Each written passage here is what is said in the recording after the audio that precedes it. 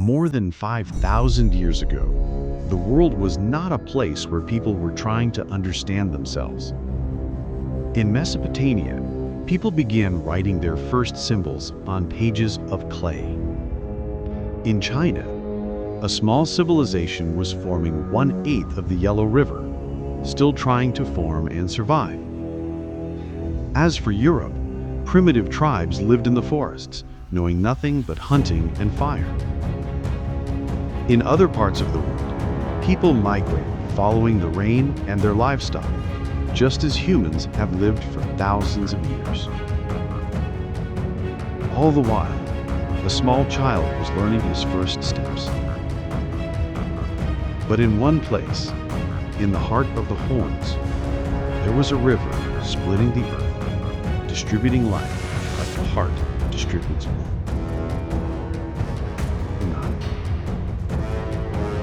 And on the banks of the river, something completely different was born. Simple people lived by the water source, planting when the river overflowed and storing for when the water returned to its course.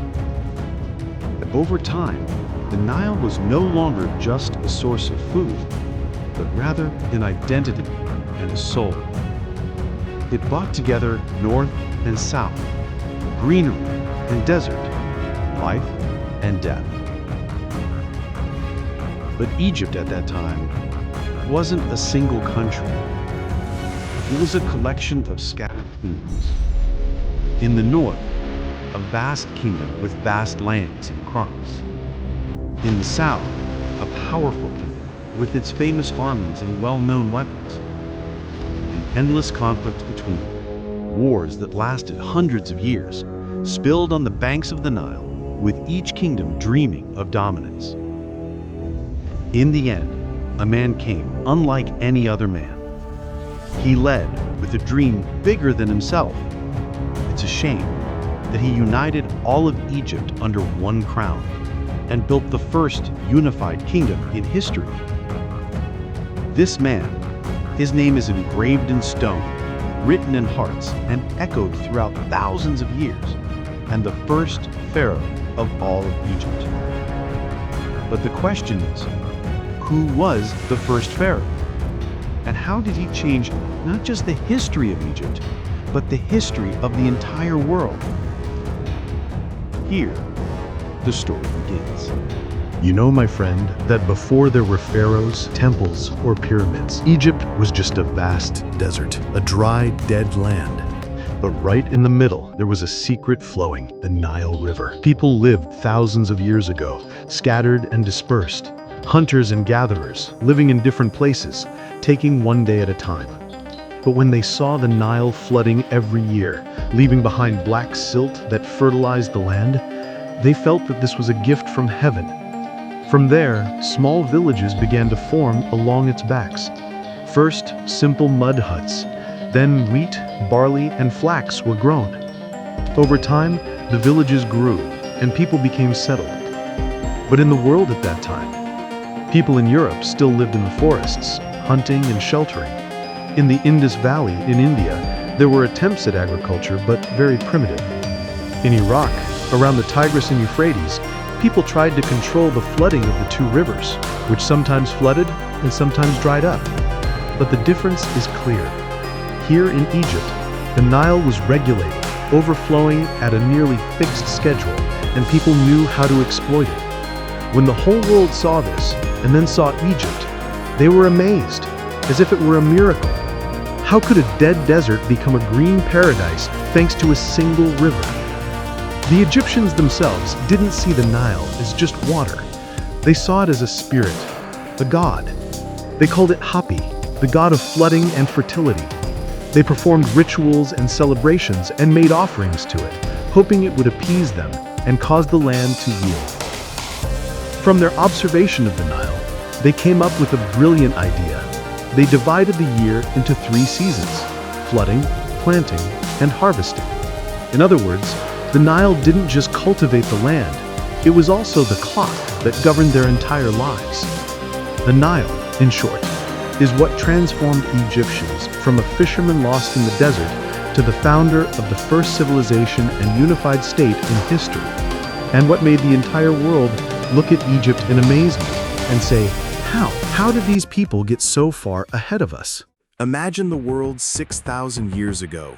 The earth was teeming with peoples, every nation trying to build a civilization, every people dreaming of dominating nature. In Iraq, Mesopotamia, the first cities to have walls were Uruk and Ur. But the floods of the Tigris and Euphrates were harsh, sometimes bringing them sustenance, other times leaving the land in ruins. From atop their walls, they looked west and said, there, in a distant land, its river sustains its people instead of killing them. Its name is Egypt. In the Indus Valley in India, straight streets, houses made of baked brick, and primitive sewage systems. But they asked themselves, why them?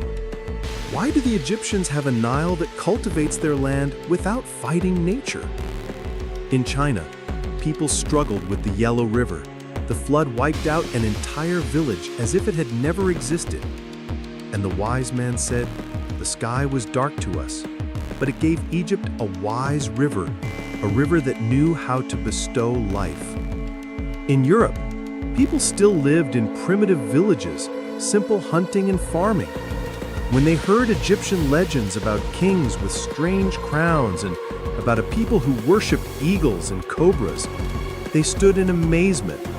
Who are these? They are not like us. These are a people with a secret. Even in distant lands, the Americas, people there were still scattered tribes. If they heard about Egypt, they would say, there, in the land of the sun, there are people who own a heavenly river. And the whole world was watching. And at the heart of this grand scene was Egypt. But not as a single country, no. 2 countries, 2 crowns, 2 gods, and a conflict destined to ignite. In Upper Egypt, a tall white crown, kings raising their banners to the eagle Nekhbet. And in Lower Egypt, in the Delta, a flat red crown protected by the cobra Wajet. The Nile flows between them as if laughing, I unite you, or I destroy you. Around them are small kingdoms like Nakada and Buto, endless wars, alliances crumbling, blood spilled on the fertile land. Every king wants to say, I am the rightful one. I am the one who will rule all of Egypt. And the world outside whispers. Merchants in the markets of the Levant and Iraq whisper, the Egyptians are fighting, but if they unite, no one will be able to stand against them. And the wise men of the East say, Egypt is the one who will write the first lines of empires. No one knew that from the heart of this conflict and from the midst of this bloodshed would be born the greatest event in human history, the unification of Egypt for the first time and the birth of the Pharaohs. Look, sir, after thousands of years of endeavor and trade in the pre-dynastic era, the Egyptians finally began to understand that the secret of their strength lies in unity. The entire world was moving forward in small steps. In Iraq, for example, the Sumerians began to build cities like Uruk and Ur and invented the first writing in history. In India, the Indus Valley Civilization established cities with street plans and water drainage systems that were highly advanced for their time. In China, farms were located around the river, where they tried to create a larger society. As for Europe, they were still living in primitive villages, houses of mud and wood, living a very simple life. But here, in the land of the Nile, the situation was different. Egypt at that time was divided into 2 halves. Upper Egypt, Sahib, the land of the mountains and the straight Nile, ruled by powerful warrior kings, and Lower Egypt, Delta, the land of agriculture, fishing and abundant water. The 2 include differences in the learning of symbols, and even the crown worn by the kings. The struggle between them was almost endless. Who would have the upper hand? Here, appears the hero of our story, King Narmer, or as he would later be known, Menes. He was an extraordinary man, a leader who knew that Egypt would not be able to establish a powerful civilization without him. Menes gathered them and decided to confront the kings of the north, a fateful battle that would define all of Egypt. And we are the proof, the very unified panel, the Narmer palette, located in the Egyptian Museum. The advertisement for this panel looks like this. In contrast, Narmer wears the white crown, the crown of the south, and holds his enemy by the hair, raising his staff for him. In the second panel, he wears the double crown, the white and red together. Thus, the north and the south were finally one country under one king. But Menes wasn't satisfied with the military victory. He understood a fundamental need, that unity required a new capital, a capital in the middle between Upper Egypt and the Delta. From here, he founded the city of Memphis. Memphis was not just a city, it became the heart from which all of Egypt moved. From it, politics, the economy, and even beliefs were governed. At that time, the world looked at Egypt with surprise. The Sumerians realized that a new power was emerging in the west. Traders from the Indus Valley began bringing news of the land of the Nile.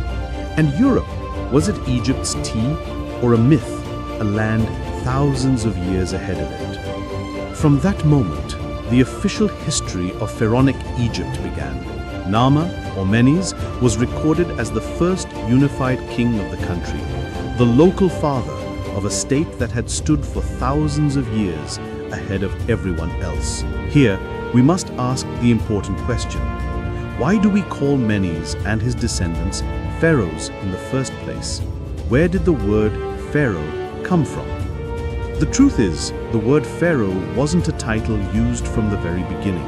Initially, during the reign of Menes and the First Dynasty, they were called kings of Upper and Lower Egypt. But a newer word, Ber-Au, appeared centuries later in state texts meaning great house, and they referred to the royal palace itself. Over time, the word didn't just refer to the palace, it became a title for the king who resided there. Instead of saying king, they began to say great house, which was later Arabized and became pharaoh. In short, the title pharaoh was perfected over time and attached to kings after kingship became the service of a single entity. But today, when we say pharaoh, we always refer to the first, according to the foundations of the state, Menes. After King Menes united the two lands and began the first chapter in the story of the Egyptian state, civilization couldn't be built by the king alone. Egypt's true secret lay in its people. The people who lived every day and built a civilization that shook the world. The farmer was the heart of Egypt.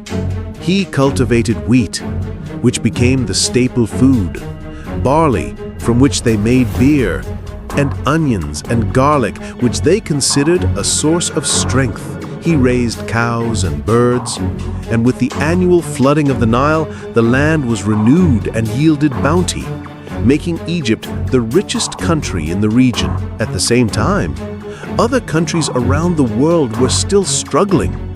In Europe, people lived in primitive villages, and in Asia, the Indus Valley Civilization was beginning to take shape, but Egypt was already making significant progress. On the banks of the Nile, fishermen caught fish and sometimes faced crocodiles, which were both a danger and a sacred symbol. As for the craftsmen, they were the artists. From their hands came the pottery we still see in museums, and the copper tools that Egypt was among the first peoples in history to use. And here comes the most important shift: writing. The Egyptians invented hieroglyphics, pictures and symbols that represented words and sounds. They initially used them to record crops and taxes, as well as for religious rituals. At that time, most people didn't know how to write, but Egypt was one step ahead. And this is what made its civilization superior to others. In the field of medicine, the Egyptians began experimenting with the first attempts at mummification. They believed that humans would live after death, but the body must remain intact. This idea set Egypt apart from any other civilization, a complete belief in immortality. So, how did the world view Egypt during this period? Near Eastern civilizations, such as the Sumerians and Babylonians, had heard of the land of the Nile as a country rich in gold and wheat.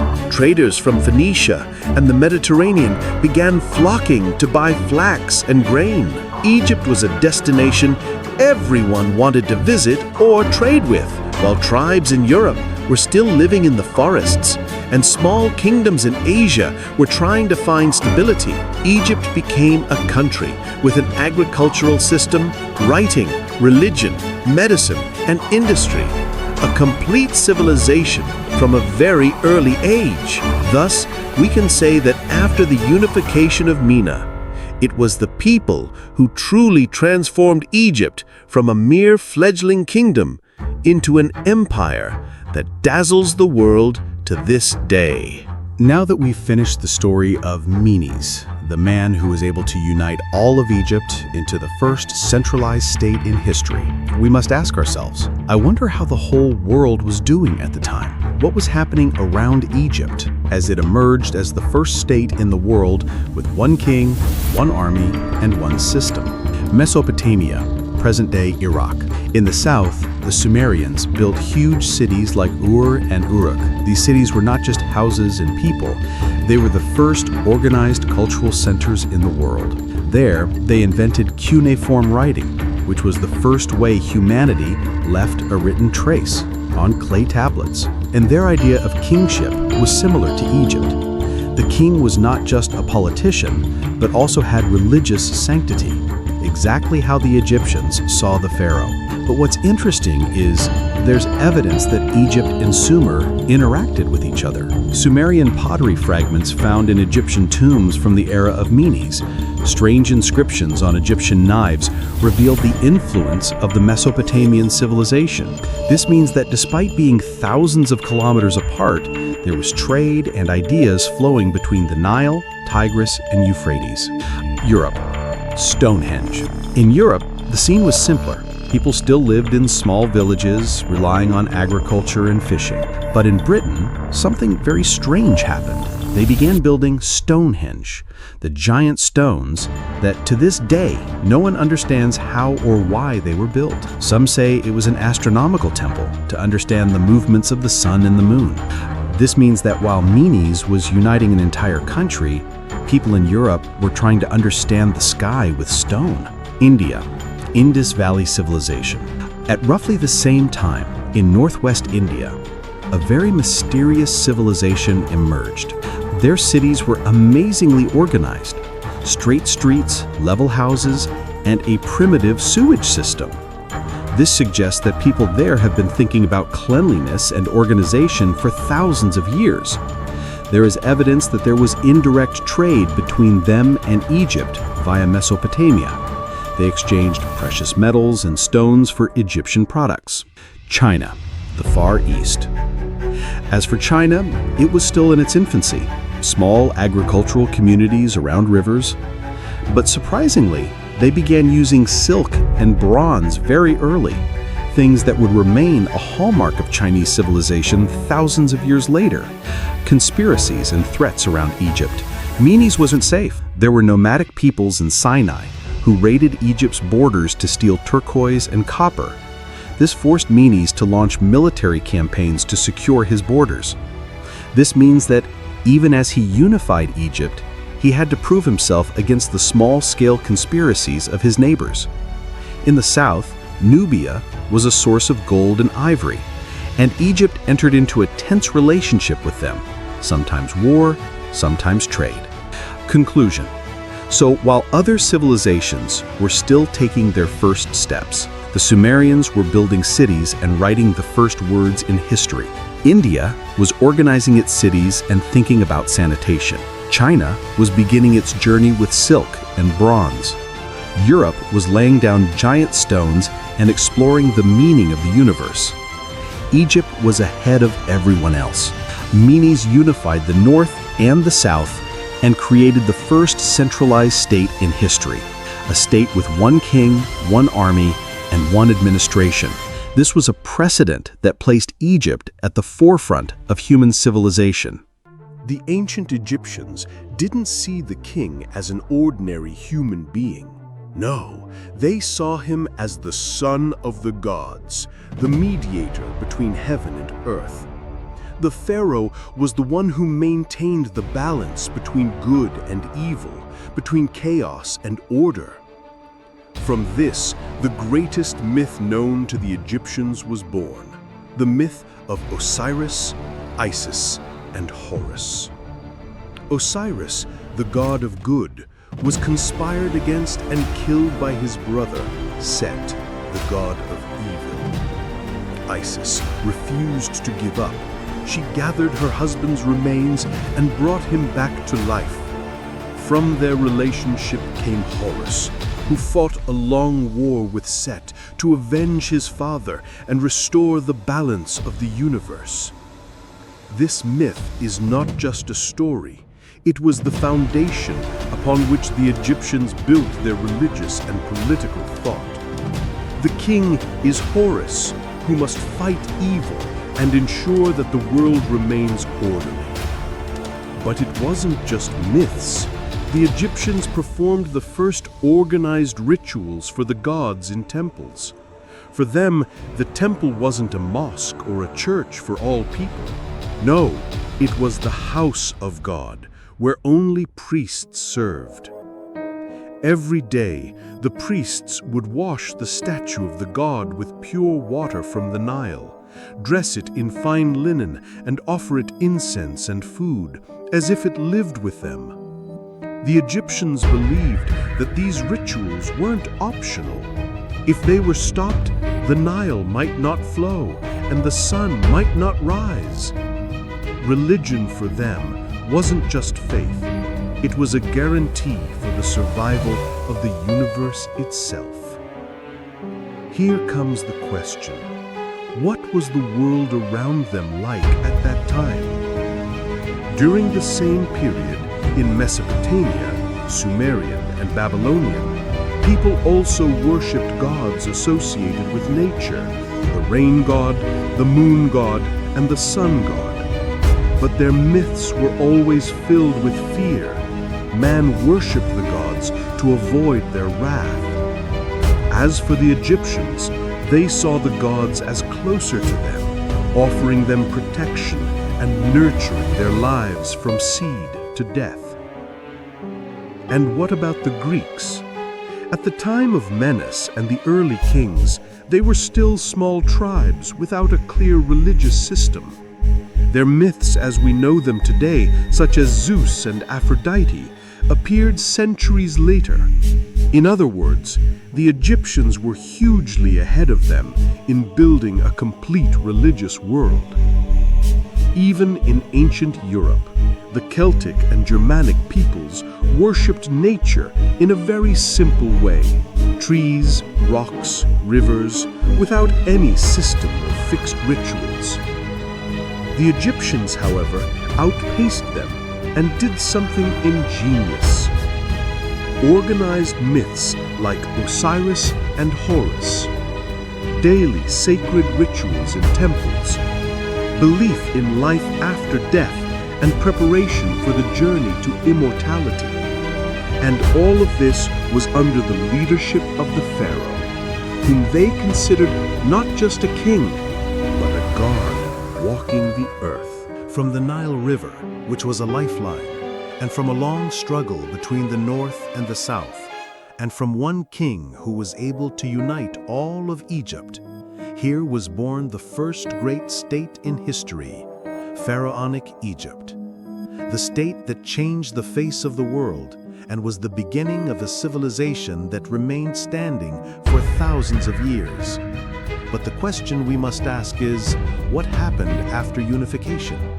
How did the pharaohs immortalize their names throughout the ages? Was a crown and a throne enough to keep their name alive? Or was it necessary for them to leave behind a miracle that defied time and death itself? And here emerged the greatest secret in human history: the pyramids. Stone buildings, but with the spirit of immortality.